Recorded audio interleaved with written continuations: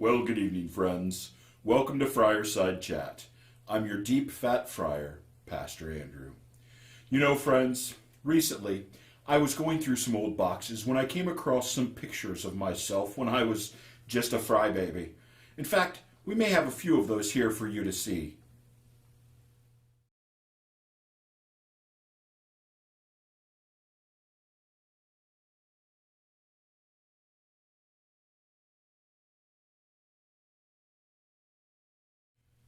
You know, in looking in some of those pictures, I was reminded of some previous times. Some were good, some not so good. But I am thankful that my past is not held against me.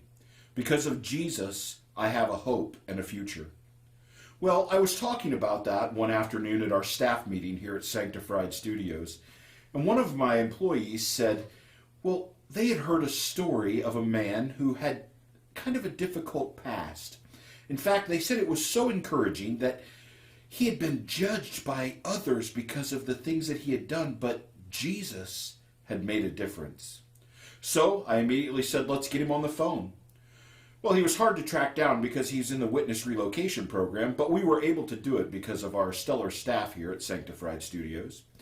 And joining us tonight from an undisclosed location, someone that we can't even use his real name, though I don't think it would be hard to pick him out of a lineup. In fact, let's use his new Latin name instead so that it doesn't cause him any trouble. He's joining us tonight as an expert in a changed past. His name is Zacheus. Zacheus, are you there? Are you there, Mr. Zacheus? Hey there, Flyer! Up here! Good to see you, Big Daddy Rev! Hey, don't let me forget, I got some coupons for you for the big and tall store, cause, well, I shop at the short and stout. But it's always nice to save some bucks, am I right? Well, yes, thank you. It would be nice to have a few coupons. In fact, but tonight is not about fashion. Tonight it's about our pasts. Oh, recently I was looking through some old pictures that I shared with our millions of viewers here, and as I did that, I thought, well, I need to talk to somebody who knows what it's like to have their past redeemed. A friend of mine here that works at Sanctified Studios told me about you, and I wondered if tonight you could tell us your story. So we're all ears. Go ahead. Well, sure I can, my hefty holy man. I'll be glad to. You see, my story starts with a dream. From the time that I was born, I had a dream. I would lay awake at night thinking of only one day I could achieve my dream. There would be fame. There would be fortune. There would be thrills and chills. That's right, you guessed it. I wanted to be a professional roller coaster tester. I studied. I prepared. I would climb into the tallest trees and look down to face my fear of the heights. I would put myself in a barrel and throw myself down a hill to get used to the G-forces and the spinning. One time, at the park, I rode a merry-go-round for 14 minutes straight with 8 dads pushing it. All the while I ate a corn dog, some funnel cakes, some cotton candy, and had a soda too. Oh my, I do love funnel cake, especially when the powdered sugar gets a little glumpy because it mixes with the grease, and all of that grease soaks through the napkin as though the funnel cake is weeping over its own beauty.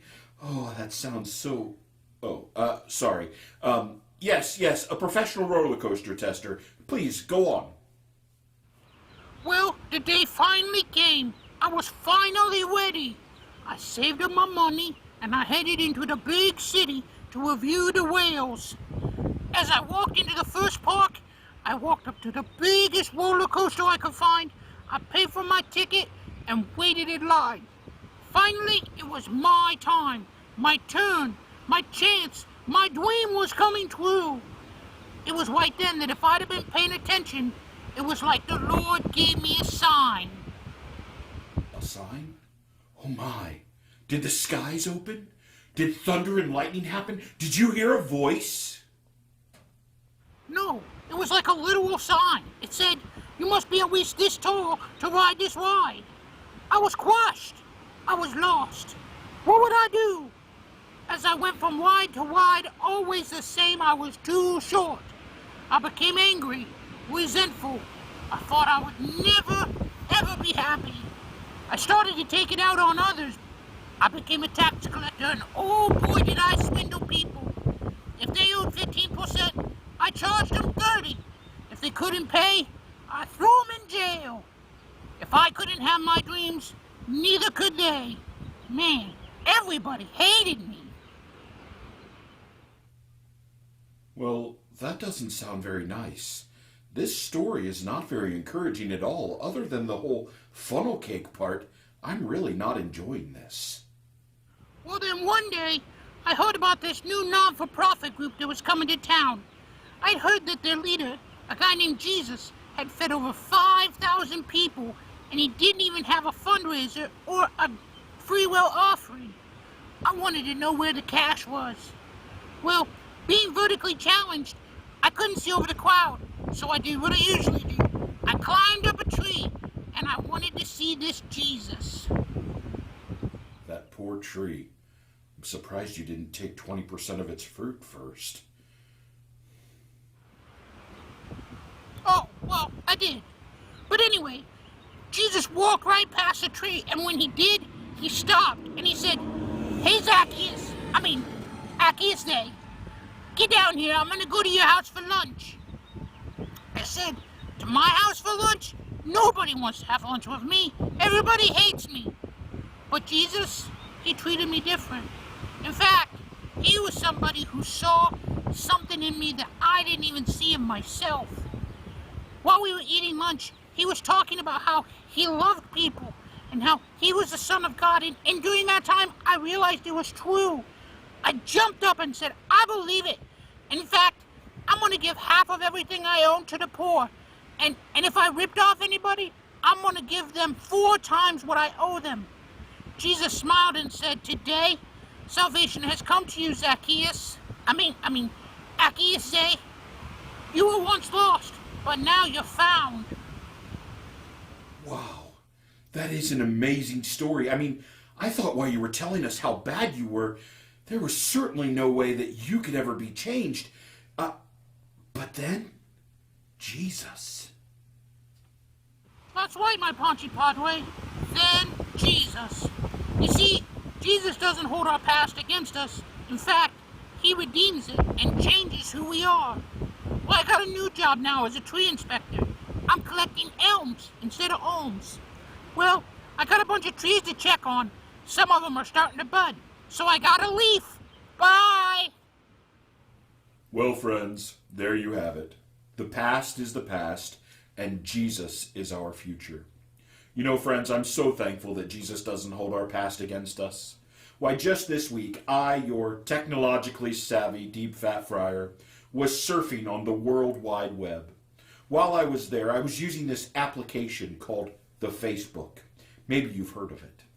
I was looking and I came across this amazing meme.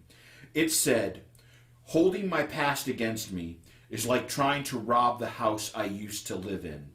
I don't live there anymore." You know, friends, maybe you're like me, you're deep fat friar, and sometimes you struggle with your past. Let me tell you something. Together we can rest in the truth of the promise of 1 John 1:9.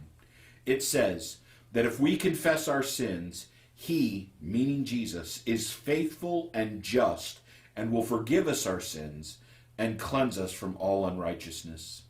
You see, our past isn't held against us anymore because of Jesus. You know, our past is our past, but with Jesus, we have a future. Well, that's all for us this week here at Sanctified Studios and Friarside Chat. As always, I'm your deep fat friar, Pastor Andrew. We'll see you next time.